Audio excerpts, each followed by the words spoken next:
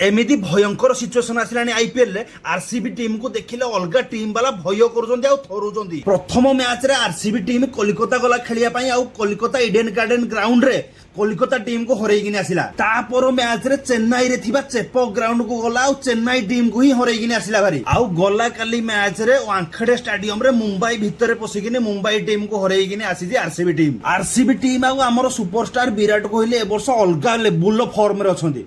माने कोनोसी मैच हारिबा को ही नाराज। गोटे जिंस देखिकिनी मते बहुत दुख लागुची जे मुंबई इंडियंस टीम रोहित शर्मा को कैप्टेनशिप रु बाहर कला परे तांकर टीम रो प्लेयर माने जितिबा पई आ खेलु नाहंती। जेमिति लागुची एई मैच रे से माने हारिबा पई केवल खेलुचंती। रोहित शर्मा गोटे एमिदिया सुपरस्टार तीनटा डबल सेंचुरी मारिचंती किंतु एमिदिया आईपीएल एते खराब प्रदर्शन माने मु अविश्वसनीय। मते जहा लागुची हार्दिक पांड्या रो कैप्टेनशिप को विरोध करिया पई जानी सुनिकिनी मुंबई टीम रो प्लेयर माने खेलु नाहंती। आपण मानकु कोन लागुची कमेंट बॉक्स रे निश्चय जणांतु।